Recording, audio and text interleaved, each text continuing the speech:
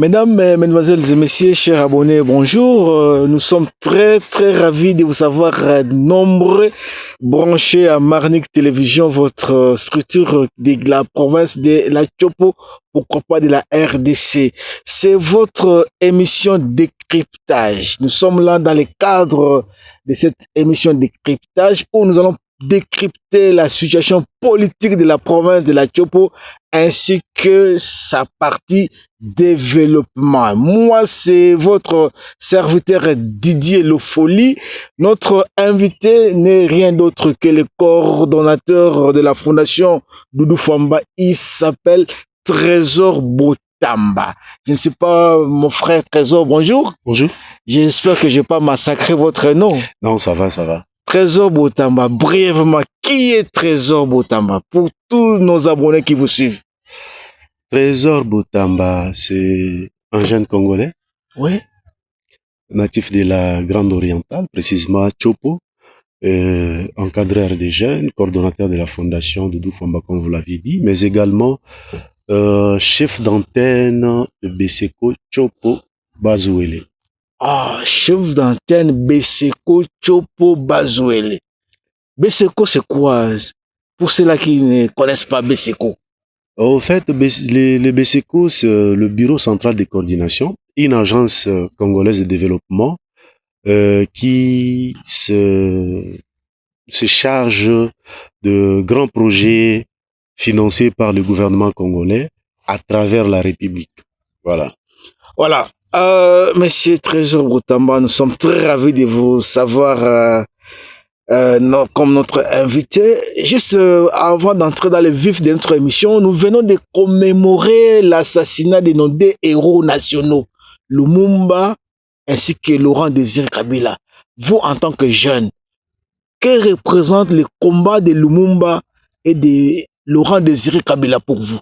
Parce que c'est l'actualité. Ouais, en fait, le combat de Laurent Désiré Kabila et mérite Patrice Lumumba, c'est un combat qui nous a permis de connaître, d'avoir d'abord un repère, Oui. en dehors d'avoir un repère, mais également d'avoir une référence pour l'avenir de notre pays. Et malheureusement, la jeunesse également n'est pas vraiment trop intéressée par les combats ou encore l'héritage du combat de Mary Patrice Lumumba et de Laurent Désiré Kabila. Ce qui fait un peu très mal parce que la jeunesse devrait s'accaparer de cette lutte parce qu'une lutte n'a pas de fin. Ouais. Ils ont initié, ils sont morts pour l'indépendance de ces pays.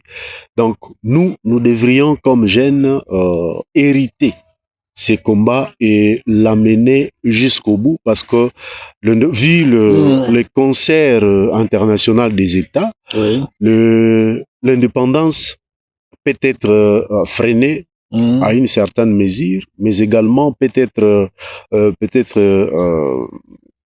être dérouté si l'on n'a pas un repère. Voilà. Mais nous avons des repères, de très bons repères.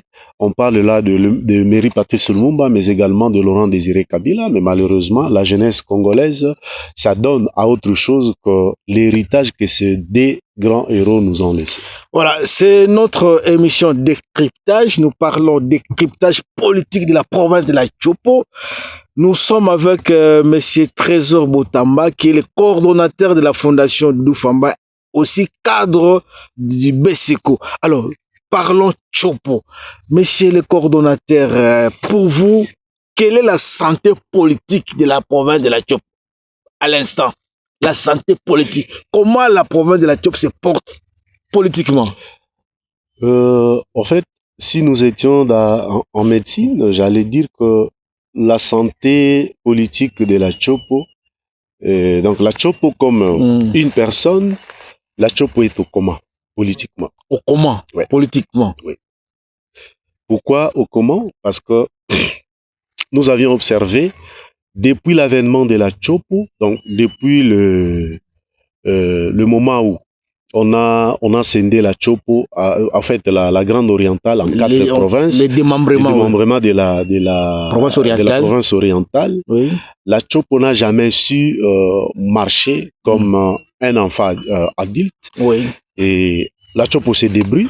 Malheureusement, depuis un moment, c'est les enfants de la Chopo, ce sont le fils et filles de la Chopo qui ne permettent pas à la Chopo d'avancer, de décoller comme les autres provinces. Ouais. On a toujours parlé de décollage. Donc, si nous prenons l'image de l'avion, donc la Chopo est en train de faire les taxis. Ça n'a pas encore décollé. Ouais, les taxis avec un mal de décollage, parce que la vitesse qu'on a accordée à la Chopo comme province ne permet pas à la Chopo de décoller. Et en fait, parlant de ce manque de décollage, moi je peux considérer la contribution négative de filles et fils de la Chopo comme étant la force du pesanteur qui retient encore la Chopo comme l'avion au sol. La Chopo ne sait pas comment décoller parce qu'il y a ces pesanteurs-là, politiques, sociaux, culturels et tout ça, qui retient encore la Chopo au sol, en train de faire les taxis. Les taxis, voilà. Chers abonnés, notre invité, vous le connaissez déjà, il s'appelle Trésor Botamba. Mais ce Trésor Botamba, il y a un mot qui est à la une aujourd'hui. On parle de crise institutionnelle, conflit des générations, conflit entre les deux institutions. Est-ce que selon vous, y a-t-il une crise institutionnelle dans la Chopo et comment vous démontrez ça? Oui, effectivement, il y a crise institutionnelle. Parlant des institutions, on voit nos deux institutions provinciales. Il s'agit bel et bien de l'Assemblée provinciale et le gouvernement provincial. Et vous aviez évoqué la question de conflit des générations. Effectivement, il y a conflit des générations. Parce que depuis un moment, on a toujours accepté passivement ce qu'on appelle le mode opératoire de OASE, c'est-à-dire localement ici, il y a la population qui se décide, X ou Y va nous représenter, et ces représentants décident sur X ou Y qui va gérer la province, mais au finish, ce sont les notables. Tout le monde s'appelle notable. Moi, je sais pas. Vous aussi, vous êtes notable? Ben, je sais pas.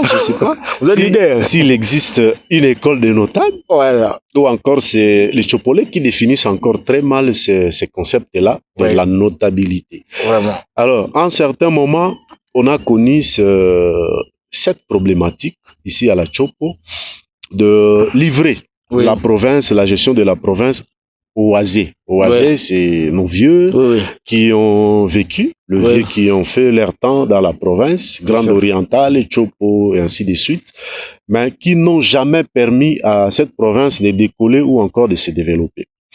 Mais depuis un moment, je ne cite pas le nom des gens ici, il y a quand même un gouverneur, il y a une génération de gestionnaires de cette province qui ont mis fin à cette pratique. Donc, la province ne devrait que dépendre de la province, de la population locale, afin de trouver gain de cause par rapport à la gestion, par rapport au développement et au décollage. Ben, un freinage est observé. Ce freinage-là, auparavant, c'était la jeunesse qui décriait ces conflits de génération, et qui faisait, selon la jeunesse, que la province n'avance pas. Mais malheureusement, cette même jeunesse s'est transformée en un blocage pour la province. Donc, vous allez m'excuser, vous allez quand même me permettre de dire ça.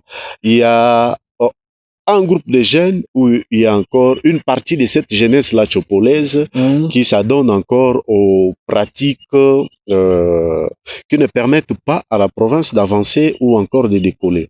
Donc, les antivalaires. Il y a également une autre partie de la jeunesse qui combat ces antivalaires, et c'est cette partie-là de la jeunesse qui combat les antivalaires qui est très mal vue dans la province. Donc, pour la jeunesse, actuellement, il faut être derrière X ou Y qui va vous donner 100, 50, 20, 10 000 francs pour faire les éloges à cette personne. C'est ce qu'on appelle les Djalelo. Donc, culte des personnalités. Cet antivaleur-là ne permet pas à la jeunesse elle-même de se situer. On a combattu ces conflits de génération.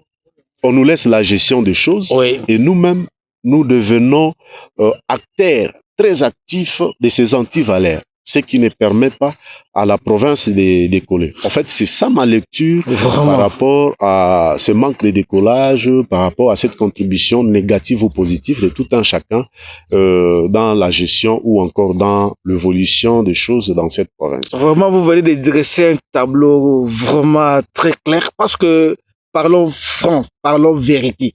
Si nous prenons l'Assemblée provinciale, les bureaux de l'Assemblée provinciale, ce sont des jeunes. Beaucoup de députés provinciaux, ce sont des jeunes. Si nous allons au gouvernement provincial, le gouvernement provincial est constitué de jeunes. Les ministres provinciaux, ce sont des jeunes. Dans les cabinets, dans les différents ministères, ce sont des jeunes. Alors, nous allons y revenir. Kindu, Lubumbashi, Kinshasa, Bukavu, Goma, Kisangani. Suivons tous Marnik TV, online média. Chers abonnés, nous sommes de retour dans cette émission de Marnik TV. Nous recevons aujourd'hui M. Trésor Botamba, coordonnateur de la Fondation Doudou Famba et cadre de Besiko. Notre invité venait de dresser un tableau complet par rapport au conflit des générations. Je disais que M. Trésor Botamba, au niveau de l'Assemblée provinciale, la majorité ce sont des jeunes.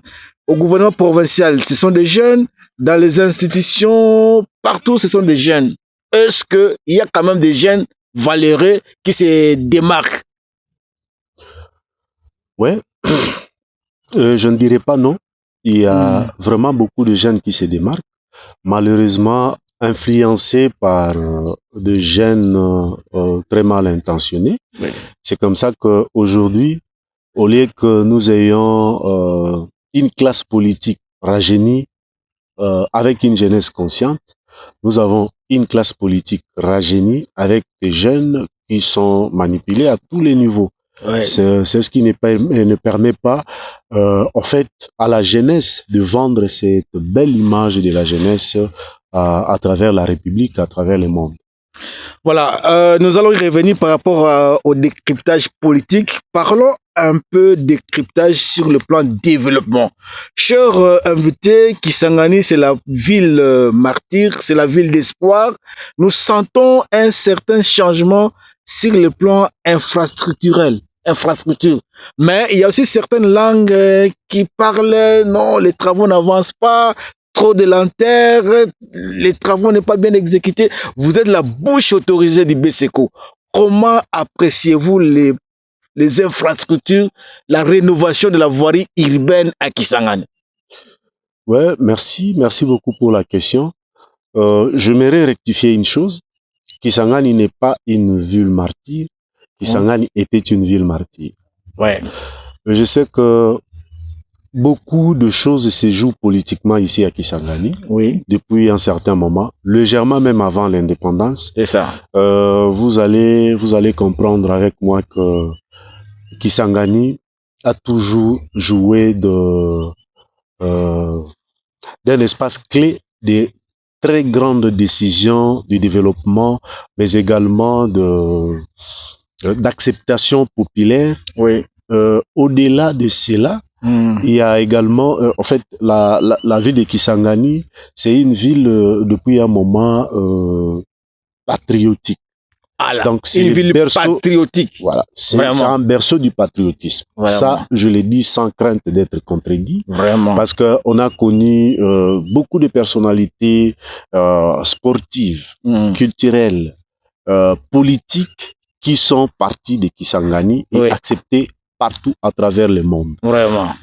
Ces gens-là, ces personnalités ont hissé très haut une belle image du patriotisme qui est parti de Kisangani. Vraiment. Je ferme rapidement cette parenthèse. Voilà.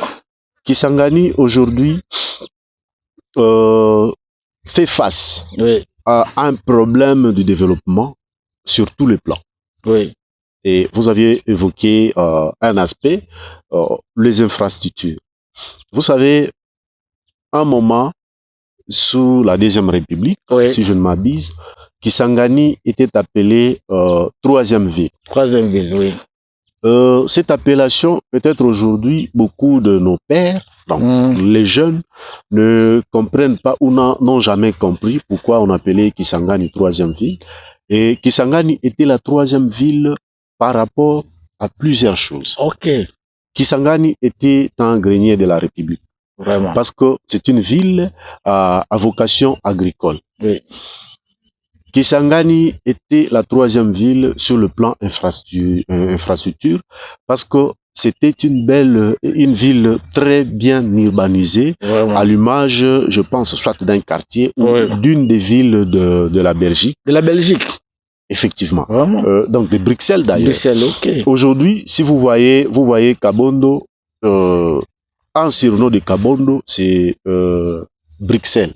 Kabondo, Bruxelles. Voilà, oui. c'est pas pour rien, c'est parce que la cartographie et l'urbanisation même de la commune de Kabondo, c'est copié, donc c'est du copier-coller de la ville de Bruxelles. Ok. Il y a plusieurs communes qu'on a fait autant, et donc c'est juste un rappel. Pour informer à nos frères et sœurs que si la ville de Kisangani était appelée une troisième ville, c'est par rapport à tous ces aspects-là. Mais quand le pays tout entier était sombré dans une crise politique, donc les années 90 jusqu'à ce que Laurent Désiré Kabila est venu libérer la RDC entre les mains de celui qu'on a toujours appelé dictateur Mobutu, que moi je n'ai jamais accepté ça. Vraiment. Ouais. Ça c'est mon point de vue. Ouais, ouais. En fait, Kisangani allait encore être appelée une troisième ville, mais malheureusement, à cause de la guerre, à cause des guerres plutôt qui se sont succédées, des pillages et tout ça, jusqu'à la guerre qui a opposé l'Ouganda et le Rwanda. Ici chez nous, qui a détruit notre ville, Kisangani a perdu cette valeur, a perdu ces classements-là. Parmi les villes de la RDC. Aujourd'hui, Kisangani se débrouille pour reprendre un peu sa place, mais c'est pas une chose facile parce que nous voyons il y a le Nord Kivu, il y a le Grand Katanga où le ville se transforme. C'est ça. Ce qui n'est pas facile. Donc je suis en train de répondre à cette question en revenant un peu sur ce qu'on a appelé la guerre des générations tout ça. Et il y a le gens qui devraient permettre à cette province de se développer, à cette ville de se développer, mais ils n'ont pas pu. Aujourd'hui, grâce à celui qu'on appelle Félix Tshisekedi, Antoine Tshilombo, Fachi Beton, les chefs de l'État, à travers l'un des dignes fils de la Chopo, qu'on appelle Doudou Fwambali Koundé Botaï, grand paquebo de la République, que je salue en passant. Que nous saluons tous. Voilà. C'est poumon pour le développement infrastructurel de cette province, de cette ville. Aujourd'hui, au départ, le projet que supervise BSECO, on avait à peu près 15 projets, 15 grands projets. Dans la ville? Dans la ville. Okay. C'était, il y avait 3 projets de fourniture, 4 projets de fourniture et 11 projets de construction d'hôpitaux et tout ça, les écoles et même les infrastructures. Aujourd'hui, nous sommes partis de 15 à peu près 24 projets. Vraiment. Et tout ça, c'est grâce au président de la République à travers le digne fils de la Chopo, Excellence Doudou Fwambali Koundé Botaï. Nous sommes en train de voir la ville de Kisangani se transformer. Nous concédons à tous ceux-là qui pensent que ce qui se font à travers la ville n'est pas bien fait. Donc ça, c'est leur opinion. Nous sommes dans la démocratie. Chacun est libre de dire ce qui lui traverse la tête. Mais nous sommes conscients que ni tété, ce qui s'est fait aujourd'hui dans cette province à travers BSECO, cette ville n'allait pas même revivre ou encore avoir ce peu d'espoir ou cette lueur d'espoir selon laquelle la ville, après 1, 2, 3 années, va reprendre ou encore être redorée comme avant. Donc, s'il faut répondre directement à votre question, comment je trouve les avancées ou encore le développement de la Chopo sur le plan infrastructure? Moi, je suis très convaincu de tout ce qui s'est fait. Oui. Je vais prendre peut-être 2 ou 3 petits exemples, mais qui comptent beaucoup pour cette ville. Je prends l'axe à Avenue Kitima, qui va de l'université Sepromade au parking Lubutu. Vers dépôt Makayabola. Voilà. Oui. Cet axe-là, tout celui qui est né, grandi ou encore qui a passé un moment ici à Kisangani sait que sur cet axe-là, il y avait de l'insécurité impossible. L'impraticabilité même de la route favorisait cette insécurité. Mais aujourd'hui, là, vous pouvez passer sur cet axe même à 1h du matin, même à 2h du matin, vous êtes tranquille, sans inquiétude. Parlant de la qualité de la voirie, j'aimerais ici passer un message à tous les Chopolais. Vraiment. Les travaux de la construction ou de la réhabilitation des routes, ce sont des travaux techniques qui commencent par des études de faisabilité, et ces études-là se font sur plusieurs dimensions. Il y a les études géotechniques, il y a les études hydrauliques, il y a les études, Vraiment. Après lesquelles on détermine qu'est-ce qu'il faut faire exactement, d'où les prescriptions techniques, qu'est-ce qu'il faut faire exactement sur tel axe et sur tel endroit par rapport à la qualité du sol, par rapport, et c'est après que le travaux s'effectue. Arrivé au niveau d'exécution des travaux, il y a d'autres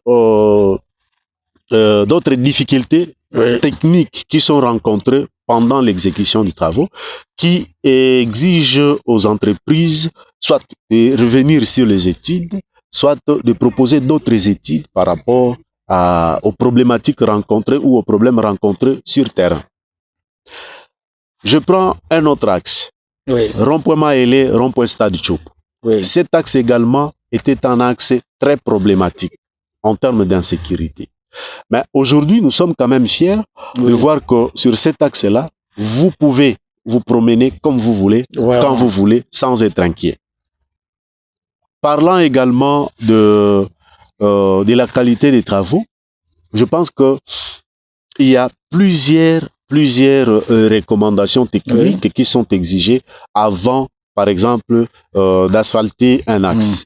Il y a des tests de plaques qui se font. Nous avons notre institution ici, l'Office des routes, qui a un laboratoire moderne qui permet à nos entreprises qui collaborent, d'ailleurs, toutes les entreprises qui exécutent les travaux chez nous collaborent avec l'Office des routes, et tous les textes de plaques, tous les textes, les tests sur tout ce qui doit se faire sur la chaussée, commençant par la préparation de la couche de base jusqu'à l'asphalte.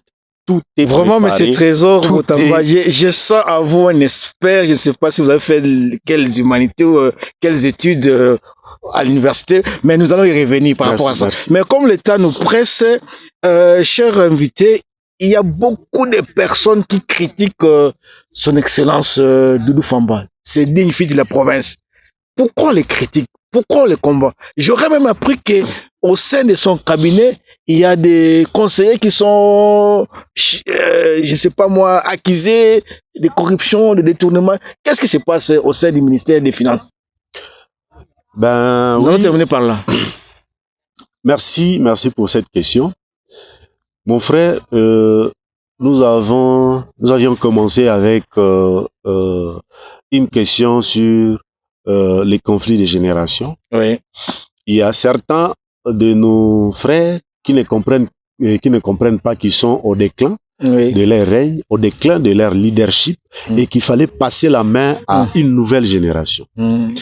Doudou Famba Likundeli Botaï, que je respecte beaucoup, c'est un sauveur pour la Tchopo. Vraiment.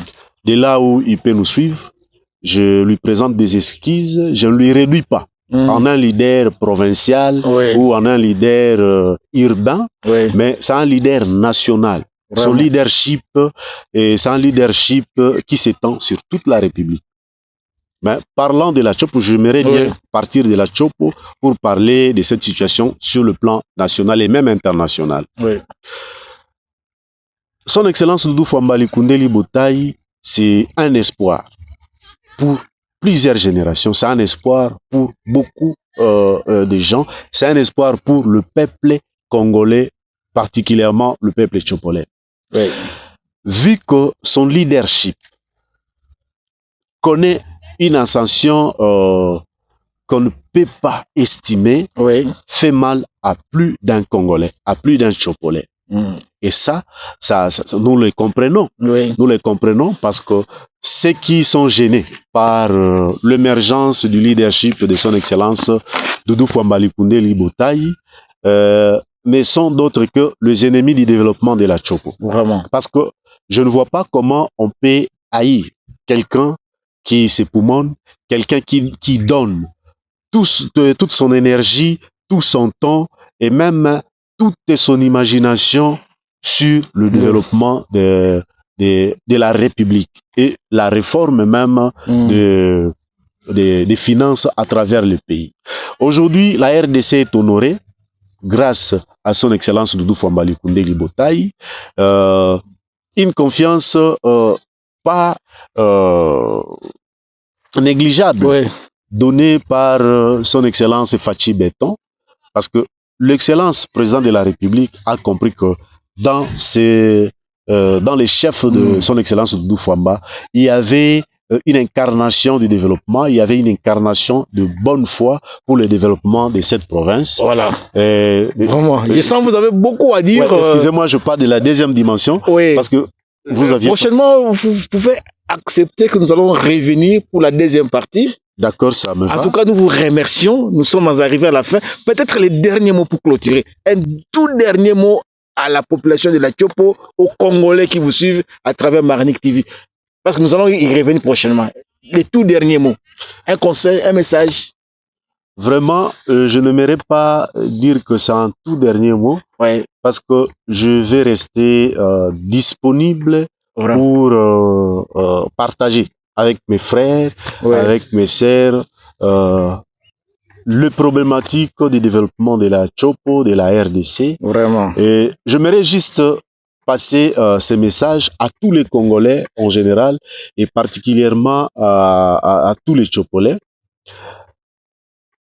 Vous devez ne pas accepter tous ces gens-là qui vous instrumentalisent contre ceux qui s'époumonnent pour le développement de la province ou du pays. Aujourd'hui, nous connaissons quelqu'un qui fait la fierté de la RDC. Aujourd'hui, toutes les institutions de Bretton Woods ont accepté et sont d'accord avec le réforme que notre frère Doudou Fouambali Koundéli Botaï est en train d'entreprendre dans le finance publique de la RDC. Alors, ceux qui pensent que Doudou Fouamba, c'est une mauvaise personne à l'endroit où il est, donc comprenez que ce sont les ennemis de la République, les ennemis de la vision du chef de l'État. Parce que Doudou Fouamba est une machine qui bloque toutes les manœuvres d'enrichissement personnel des personnalités politiques. Vous pouvez vous rappeler, il y a un certain moment, que certains dignitaires de ce pays avaient des cartes vertes, bleues, je ne sais pas, qui leur permettaient d'utiliser l'argent du trésor public partout où ils étaient, au nom de la République, au détriment de la population qui souffrait. Et ce sont ces pratiques-là que Excellence Doudou Fouambali Koundéli Botaï, sur instruction du chef de l'État, Fachi Béton, qu'il est en train de combattre, et ça fait de lui une très mauvaise personne aux yeux de ceux-là qui sont habitués à des détournements et tout ça. Et je pense que c'est ce qui fait mal. Mais sinon, tout ce que je demande aux Congolais, c'est de ne pas croire à tous les détracteurs de son Excellence Doudou Fouambali Koundéli Botaï. Vraiment, merci, cher abonné. Moi, c'est Didier Lofoli. Merci à notre PDG Marcel Kikoko depuis les États-Unis. Vraiment, mais nous vous saluons. Sans oublier sa femme, Madame Niclette. Et nous vous rappelons que la réalisation de cette émission a été tenue par Ronix Lubanda avec comme manager Franck Djadidja Mobutu. Voilà. Sans oublier son excellence Doudou Fambali Koundé Libotali Bakebo de la province et du pays. Aussi, nous pensons à notre grand boss Kassero Moulianga Soudingle, là où il est, nous disons bonjour Cassis Gold, sans oublier notre frère qui est avec nous ici, l'intendant des chefs, il s'appelle Jérémy Massamba Sadiki, et sans oublier aussi les communicateurs des chefs, Tyson Bouanga. Voilà. Nous disons merci à l'espace qui nous a reçus. Kimembe, là nous pensons à tous les personnels de cet grand espace. Il s'appelle les gérants, Monsieur Ferdinand, qui nous a accordé aussi cet espace. Moi, c'est Didier Lofoli. Je vous retrouve à la prochaine. Merci. Kindu, Lubumbashi, Kinshasa, Bukavu, Goma, Kisangani. Suivons tous Marnik TV Online Media.